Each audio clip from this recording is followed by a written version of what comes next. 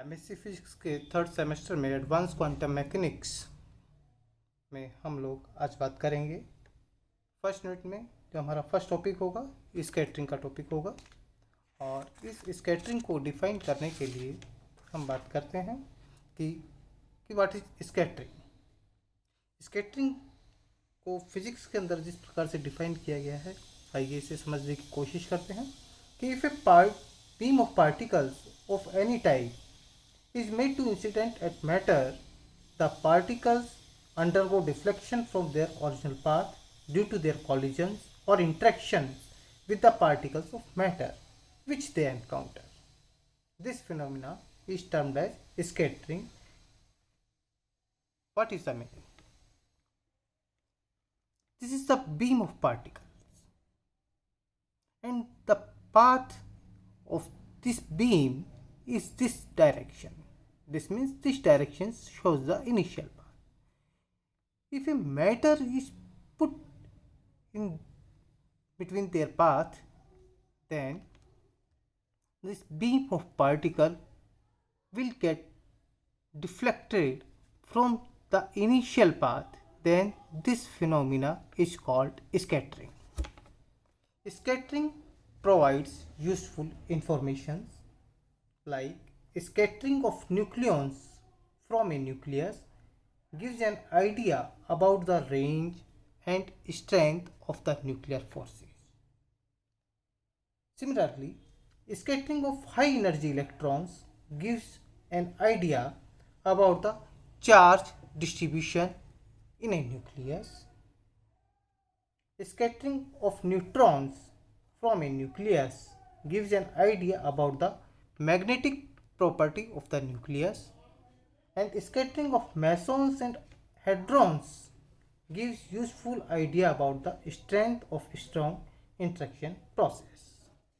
Scattering process is divided into two types. First one is the elastic scattering and another one is the inelastic scattering. If the energy of incident particles does not change in the interaction, but the initial direction of motion may be changed, then the collision or interaction is termed as elastic scattering.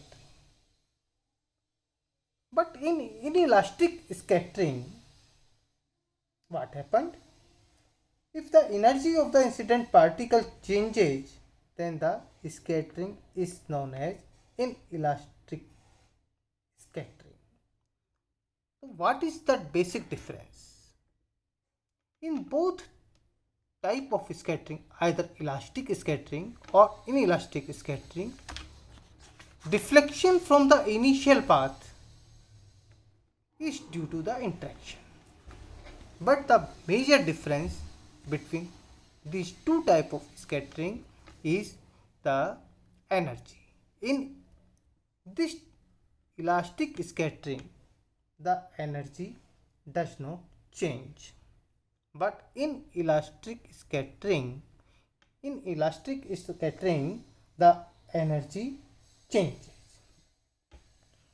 In general, the incident beam of particles can be represented by a plane wave function.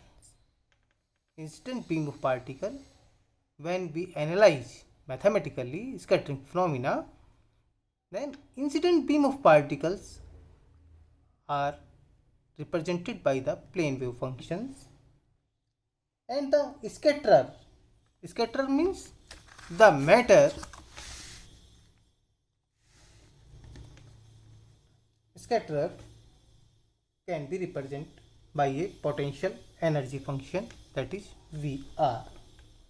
The potential energy function is such that the potential energy decreases in magnitude as the distance from the scattering centers becomes large.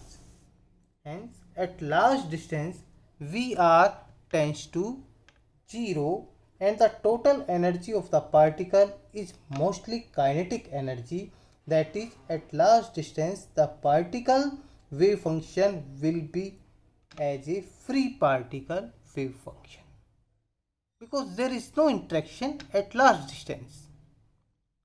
Then the particle feel itself as a free particle. Now, to describe any scattering problem, we require a parameter known as scattering cross section. What is the scattering cross section? The probability that a particle will get scattered as it traverses a given thickness of matter can be expressed in terms of a quantity called the scattering cross sections. Classically, the cross sections is defined as if a beam of particle moving along the z direction with a flux of I0 I0 particles per unit area per time, the particles undergo scattering by a potential. The scattering cross section of the phenomena is defined as sigma theta phi over d omega, that equals to the number of particles scattered into solid angle d omega per unit time divided by incident intensity I0 or I0. In quantum mechanics, in order to determine the cross section, a typical experiment is considered in which the target is struck by a beam of monoenergetic particles and the scattered particles are counted by the detectors. Now, let us consider J be the magnitude of incident flux and rho is the number of particles per unit volume in the incident beam and v is the velocity of the incident particles, then we can say J equals to rho into v.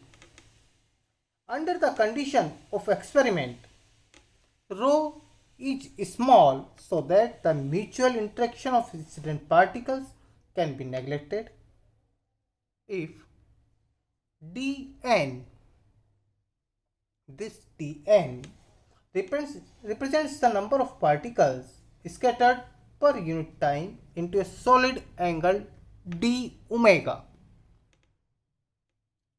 which is located in the direction theta phi, then we can write dn proportional j d omega or dn equals to summation omega j d omega, where sigma omega or summation omega is the constant of proportionality and is known as scattering cross section. The dimension of sigma omega is of surface area. Now we come to differential scattering cross section. Now let us consider that the target is made up by n nuclear scattering centers. N is the nuclear scattering centers, that are the atoms, and the distance between the centers is large compared to the wavelength of the incident particle. Then each centers act as it were alone. If the target is thin, then we neglect the multiple scattering. In this case, dn is directly proportional to n, or we can say dn proportional to n j d omega. Removing this proportionality sign, we introduce a constant of proportionality sigma omega. Then we can write this equation as dn equals to sigma omega n j d omega, where sigma omega is the constant of proportionality, is called the differential scattering cross section. Sigma omega has the dimensions of the area and it can be regarded as cross section of the incident beam through which all the particles pass that are scattered into solid angle d omega about theta and phi. Now we come to our next topic, total scattering cross section. The total number of particles scattered in unit time is obtained by integrating the equation over all the angles, that is, or integrating this equation dn equals to sigma omega nj d omega, we get n total. This means n total is equals to Tn. N total equals to summation integration sigma omega nj d omega, or we can write it again as nj sigma total, where sigma total is integration of sigma over d omega, and this is called the total scattering cross section. The unit in which scattering cross sections are measured in nuclear and high energy physics is called barn, and correspond to 1 barn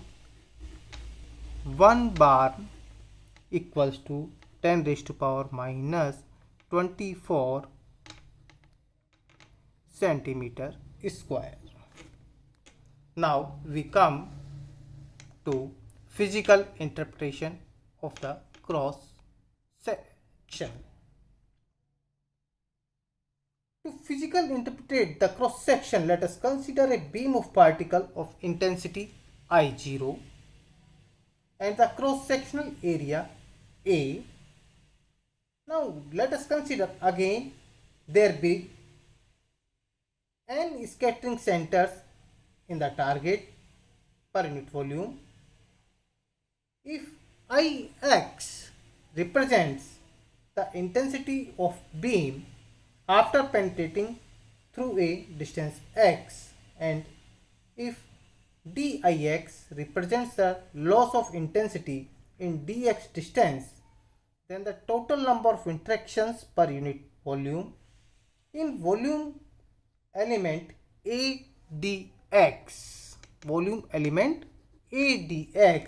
is given by minus A dix equals to sigma Ix and A dx, where sigma is the total cross section and NAdx is the total number of scatters in volume element AdX.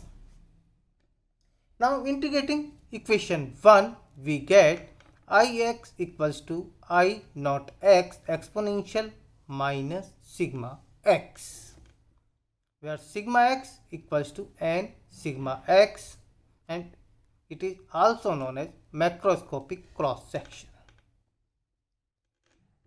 Now the probability that the particle undergoes its first scattering between x and x plus dx will be given by Px dx equals to exponential minus sigma x into sigma dx, or integrating over the space means 0 to infinity, we get Px dx equals to 1. This means the scattering probability always be 1. Thank you.